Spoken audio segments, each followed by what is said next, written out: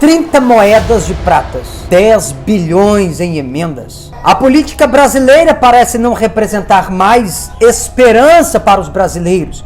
O ambiente que era para servir a população se serve dela, gastando fortuna dos cofres públicos. Há uma crise na Constituição do nosso país e uma retaliação constitucional. O povo continua pagando por uma festa em que não foram convidados. Estamos diante de um cenário onde roubar pode, traficar pode, sequestrar pode, mandar derrubar avião pode, fazer propaganda enganosa pode, devolver helicóptero para narcotraficante pode, prender inocente também pode, amordaçar a sociedade pode. Agora, não tomar vacina e ser honesto, prisão. Nós estamos diante de um sistema falido, voltado para o bem-estar de políticos e funcionários públicos de alto escalão. É extremamente perigoso para uma nação quando os mais altos responsáveis não respeitam a lei constitucional ou a desafrontam. Ao invés de dar remédio para o povo, a corte do alto poder dão veneno. Já dizia o doutor Enéas Carneiro, para o país sair da crise, precisamos mexer na estrutura do poder.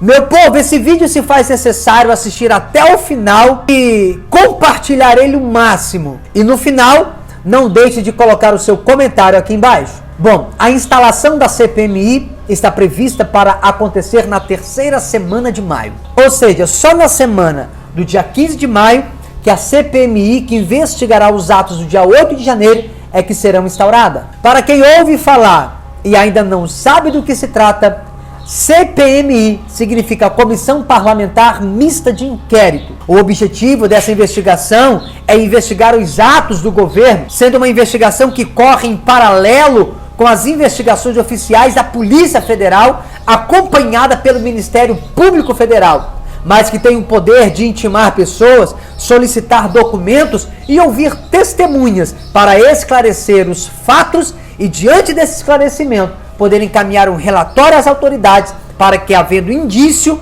prossiga com uma ação penal. A CPMI ela é apoiada pela oposição ou pela direita e visa investigar responsáveis e, sobretudo, as autoridades omissas no vandalismo na Praça dos Três Poderes. Agora, desde o começo da busca por assinaturas para o requerimento, o governo tem agido para barrá-la com todos os meios ao seu alcance. E eles estão fazendo de tudo para evitar que a oposição tome conta da CPMI como deve ser. Mas, de toda forma, a expectativa é que os partidos contemplados formalizem as escolhas nessa próxima semana, com a definição também do relator e presidente da comissão. Mas vale lembrar que quanto mais o 8 de janeiro fica distante no tempo, mais a proposta de CPMI perde a força. Então, como uma cortina de fumaça, a fim de adiar o 8 de janeiro, como uma tentativa de enfraquecer a oposição, eles vieram com a urgência do tal PL da censura. Mas quando viram que iriam perder, já não era tão urgente assim, porque nem com a clara intimidação da decisão do ministro do STF, obrigando representantes do Google, Meta, Spotify, Brasil Paralelo a prestarem depoimentos à Polícia Federal, nem com a ameaça de multa de R$1 milhão contra o Google pelo ministro da Justiça Flávio Dino, nem o encontro do presidente com Arthur Lira foram suficientes para manter a votação e aprovar o PL da censura. O pedido de adiamento foi feito pelo relator. Quem? O comunista Orlando Silva, sim, do PCdoB. Foi a confissão de que o governo Lula não tinha o número de votos necessários para aprovar o PL da censura. Logo, o governo foi, portanto, temporariamente derrotado. Agora, vale lembrar que essa derrota circunstancial só foi possível por causa da pressão da sociedade sobre os deputados, muitos dos quais iriam votar sem terem a mínima ideia do que o PL representaria na prática. Mas do hotel de R$95 mil a diária, o governo libera R$18 para os pobres, mas libera 10 bilhões para calar os pobres. Tudo na tentativa de aprovar a PL das fake news, porque assim garantem os votos dos políticos que têm preço, mas não têm valor. Na verdade, foram 6,5 bi para a Câmara e 4,5 bi para o Senado tentar reverter essa situação. Ademais, meu povo, quem é que precisa dessa PL, não é mesmo? Se a censura já toma conta de tudo, não existe limites, não existe leis, não existe regras do jogo nesse país para esse povo. Mas qual é a ideia deles? Como terá a CPMI do dia 8 de janeiro, estão tentando aprovar a PL das fake news antes. Porque dependendo do que vai ser exposto com a CPMI, já com o PL das fake news aprovado, eles vão derrubar todas as redes para esconder o tamanho do lamaçal. Para você que ouve falar e não faz ideia do que é o PL da censura, ela é uma lei que vem sob a inspiração da Venezuela e da Nicarágua, onde o Estado visa controlar a liberdade de expressão de todos. Em resumo, a aprovação desse projeto de lei vai aumentar o poder dos governantes do Estado, mas eu e você ficaremos numa posição de maior fragilidade jurídica, e isso não resolverá os problemas principais hoje existentes em nosso país, além de abrir portas para o fascismo de Luiz e de Moraes. Então, é preciso, portanto, continuar pressionando os políticos para impedir a aprovação do PL da censura, pois a forma mais eficaz de parar ditadores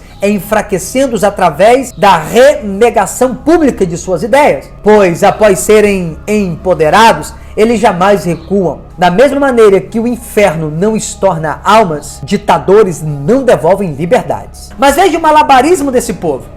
Logo em seguida, a derrota temporária do governo no PL das fake news, eles vêm com uma busca de apreensão contra o ex-presidente Bolsonaro. Se tratando de um cartão de vacina, que tem que ter estômago para isso, né, meu povo? O que causou revolta em muita gente de bem, porque mesmo sendo imparcial nessa situação, é nítido a perseguição contra uma pessoa que tem ficha limpa e que sempre jogou dentro das 4 linhas. Mas vai lembrar que acusar sem provas também é crime. Até porque essa quebra de sigilo que fizeram contra a família Bolsonaro fere a lei.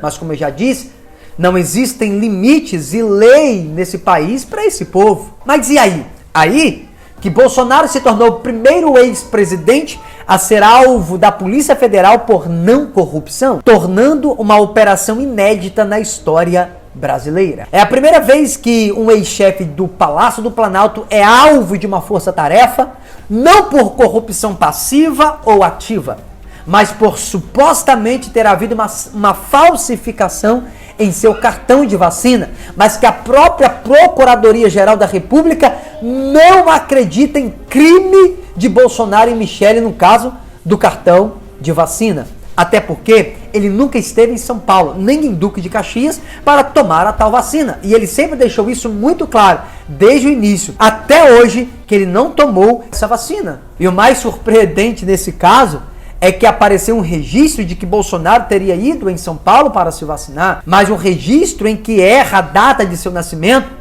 e que tinha um e-mail genérico com o nome de lula@gmail.com, o que mostra que quem fez é amador ou foi feito para ser identificado. O que a própria prefeitura expôs é que o lote de vacina citado não foi disponibilizado em São Paulo e que a pessoa que seria responsável pela aplicação nunca trabalhou na unidade de saúde indicada. Além disso, não há registro de atendimento do ex-presidente na unidade. E na data que consta a suposta vacina, o ex-presidente Bolsonaro estava em Brasília e não em São Paulo. Mas qual é a estratégia da esquerda por trás disso tudo? É simples.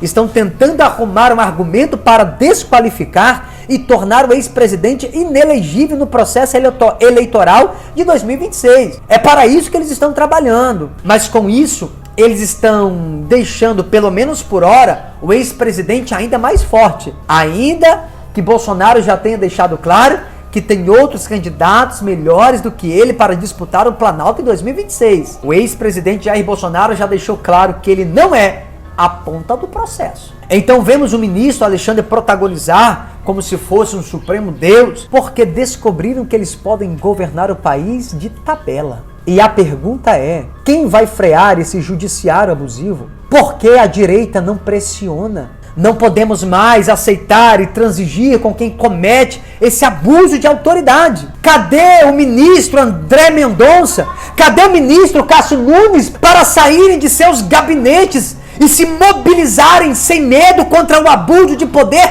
do ministro Alexandre de Moraes? Alguém vai ter que parar com o ministro que está protagonizando todo esse circo no nosso país. Porque por um lado temos os que seguem todas as regras, mas do outro temos os que quebram todas as regras. E o método abusivo do judiciário perseguindo conservadores fica cada vez mais evidente. Como já dizia Olavo de Carvalho, ou se prendem os comunistas pelos crimes que cometeram, ou eles, fortalecidos, irão nos prender por crimes que não cometemos. Então, ao invés de ficar perseguindo Bolsonaro, o governo deveria se preocupar em mostrar serviço, porque o Brasil está declinando economicamente e socialmente. São quase 5 meses de desgoverno e nada para o povo brasileiro, absolutamente nada até o momento. Censura e controle sempre serão os modos operantes do totalitarismo comunista e socialista.